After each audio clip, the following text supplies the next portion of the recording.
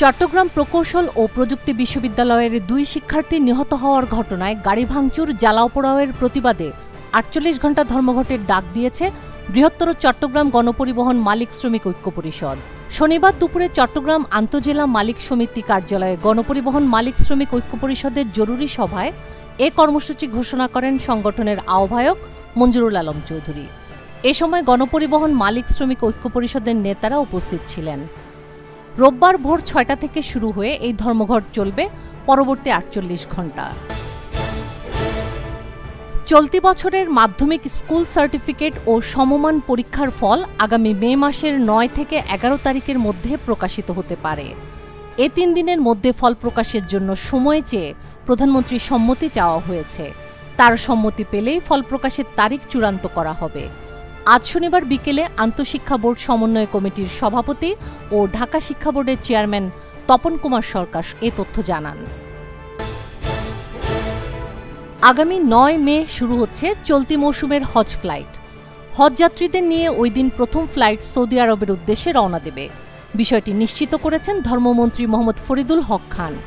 শনিবার সকালে ময়মনসিংহের অ্যাডভোকেট তারেক স্মৃতি অডিটোরিয়ামে এ তথ্য জানান মন্ত্রী। তিনি বলেন, হজ প্যাকেজে গতবারের চেয়ে 1,02,000 টাকা কম নেওয়া হয়েছে। সবকিছু ভালোভাবে চলছে। আগামী 9 মে হজের প্রথম ফ্লাইট শুরু হবে। প্রধানমন্ত্রী 8 তারিখে উদ্বোধন করবেন।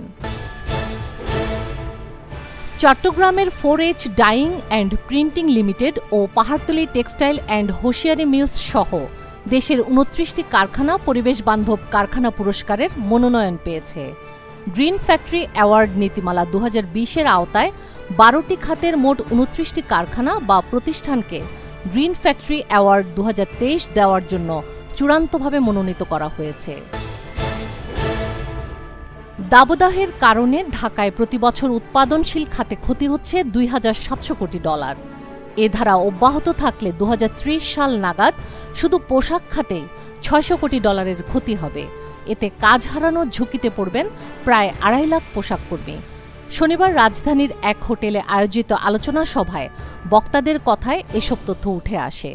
আলোচনা সভার আয়োজন করে Bangladesh occupational safety, health and environment foundation.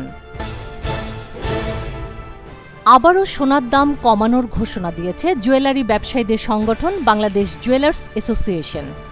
ভালো মানের সোনার দাম ভরিতে 630 টাকা কমানো হয়েছে। 22 ক্যারেটের 1 ভরি সোনার দাম কমে দাঁড়াচ্ছে 1,12,931 টাকা। 4 দফায় 5 দিনে সোনার দাম কমল 6,497 টাকা। শনিবার বাংলাদেশ জুয়েলার্স অ্যাসোসিয়েশনের মূল্য নির্ধারণ ও মূল্য পর্যবেক্ষণ স্থায়ী কমিটির চেয়ারম্যান মাসুদুর রহমানের সই করা এক সংবাদ বিজ্ঞপ্তিতে এ তথ্য জানানো হয়েছে। বিগত কয়েকদিন ধরে দেশের ওপর দিয়ে বয়ে যাচ্ছে তীব্র তাপপ্রবাহ। এরই মধ্যে 3 দফায় জারি হয়েছে হিট অ্যালার্ট। তবে স্বস্তির খবর দিয়েছে আবহাওয়া অধিদপ্তর। আগামী 2 দিনে চট্টগ্রাম ও সিলেট বিভাগের 2-1 জায়গায় অস্থায়ীভাবে দমকা অথবা ঝোড়ো হাওয়া সহ বৃষ্টি হতে পারে বলে জানানো হয়েছে। একই সঙ্গে বিভিন্ন অঞ্চলের ওপর দিয়ে বয়ে যাওয়া তাপপ্রবাহ অব্যাহত থাকতে পারে। শনিবার সকাল 9টায় দেয়া পরবর্তী 72 ঘণ্টার আবহাওয়ার পূর্বাভাসে এসব তথ্য জানানো হয়েছে।